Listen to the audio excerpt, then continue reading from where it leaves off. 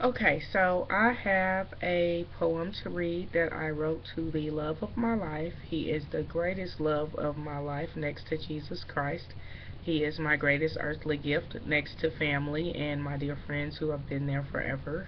Not very many of those, but um, I have been writing since second grade, getting it published since fifth grade on and off, and I quit writing because it got old and tired to me, and also a lot of my poetry comes from my pain, and it's just kind of depressing to always read and write things that are sorrowful.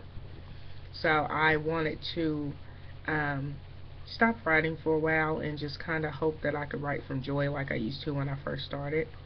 And it hasn't happened in a while, so tonight I wrote a letter to my fiance, my love, Vernon King Jr., and it's called Letter to My Love, and it says, in a world where it hurts so badly, it's good to know that I have a love that feels so good. I miss you like there's no tomorrow. I think of you as I hold myself at night and drown in my own sorrow. When I wake, I thank the Lord that you are part of my life, daydreaming constantly of the day I go from fiancé to wife. I know that no one on this earth could ever love me like you. There's no need to question or suspect lies in something so true. So the days grow long as I anticipate the day that you can come home and are released from those gates.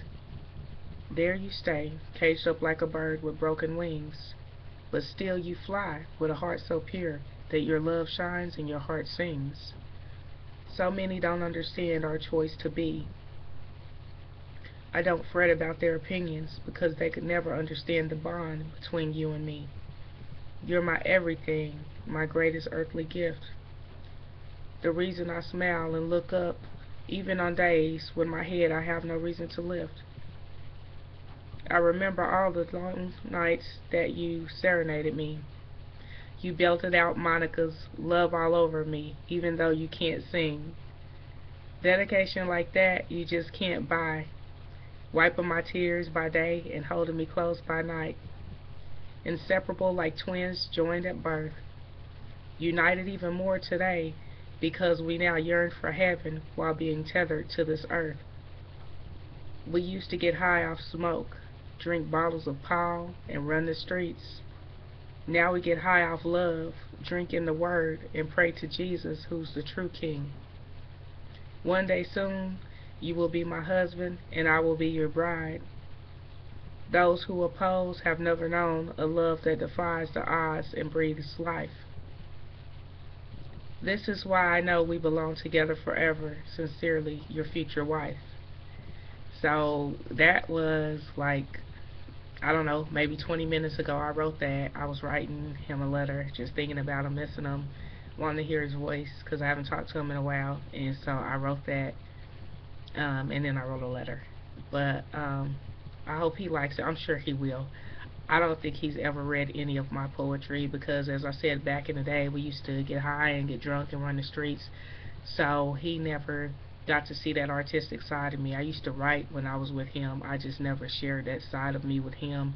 And I think he would have just been ecstatic to get to know that side of me if I would have stayed sober long enough to share it. So now it's almost like we get to know each other all over again, and I am just in awe of such an amazing blessing and opportunity that God provided us with. Most people lose touch and put each other through a lot, and they don't get a second chance, so when they do, they screw it up because they have so much bitterness and hurt over how things went wrong before. However, with this guy, it's not like that. He doesn't, he's like, the definition of love in the Bible. He's that, you know, like he holds no records of right and wrongs, and he's not selfish, and he's not boastful. He's just amazing. I couldn't ask for a better fiance. So I'm excited, and anybody out there in YouTube land who prays and knows that Jesus is King, I would appreciate any prayers that my baby makes it home safe. Thank you for watching and for listening.